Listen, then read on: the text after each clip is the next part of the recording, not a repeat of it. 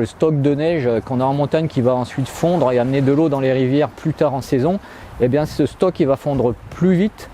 Du coup les basses eaux, ce qu'on appelle l'étiage, donc va arriver plus tôt en saison.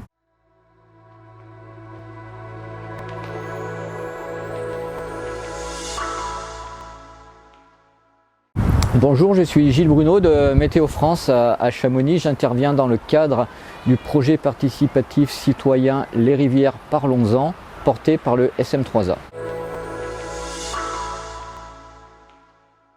Je suis à Chamonix depuis 35 ans, donc ce qui est le plus net visuellement, c'est le recul des glaciers, notamment le glacier des Bossons qui est derrière moi, qui est remonté de plusieurs centaines de mètres. Ensuite, quand on regarde les courbes de température aux endroits où on a des longues séries de mesures, ce qui est extrêmement flagrant, donc ce qu'on remarque vraiment partout, c'est la hausse des températures, notamment depuis à peu près les années 80, où elle est beaucoup plus forte qu'auparavant. Concernant les précipitations, c'est-à-dire la pluie et puis aussi la neige, en tout cas le contenu en eau de la neige, le cumul sur l'année, il n'y a pas tellement de variations flagrantes sur la Haute-Savoie.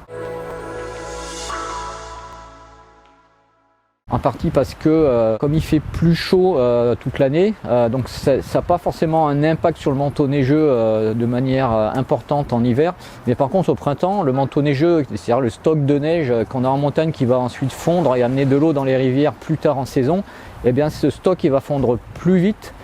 Du coup les basses eaux, ce qu'on appelle l'étiage, donc va arriver plus tôt en saison, enfin arrive plus tôt et continuera d'arriver plus tôt puisque bien sûr le réchauffement va se poursuivre, et donc on a un décalage de ce cycle de l'eau dans l'année. Donc ça concerne surtout bien sûr les cours d'eau qui ne sont pas alimentés par les glaciers. C'est essentiellement l'Arve, un tout petit peu encore le Gifre, mais surtout l'Arve qui est alimenté par la fonte des glaciers en période d'été. Donc là, tant qu'il y a encore beaucoup de glaciers, bien sûr, ça ne va pas perturber l'Arve au courant de l'été. Concernant donc l'évolution dans le futur, on peut dire que pratiquement ce qui va se projeter dans les 20 prochaines années est déjà écrit. Il y a plus d'incertitudes sur bien sûr la deuxième partie du siècle, puisque là ça va dépendre un petit peu des quantités de gaz à effet de serre qui vont être émis dans l'atmosphère. Et donc là, il y a beaucoup d'incertitudes à ce niveau-là. Enfin, ce qu'on sait pour l'instant de toute façon, c'est que le réchauffement il va se poursuivre, il est extrêmement net déjà observé, il n'y a pas de raison que ça s'arrête. Alors il faut savoir aussi qu'avec le réchauffement, donc on le voit déjà, on va avoir plus de sécheresse, notamment les sécheresses de surface, parce qu'il y a deux types de sécheresses, les sécheresses de surface qui vont concerner la végétation, et les sécheresses de profondeur, donc quand on a un manque de précipitation pendant très longtemps, qui va concerner plutôt les nappes phréatiques.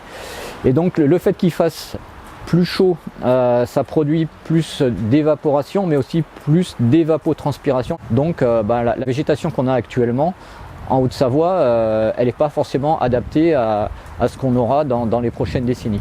On va avoir de toute façon un besoin de s'adapter au changement climatique par rapport au changement de température, par rapport au changement des régimes de précipitation, probablement aussi sur bien sûr les chutes de neige en montagne.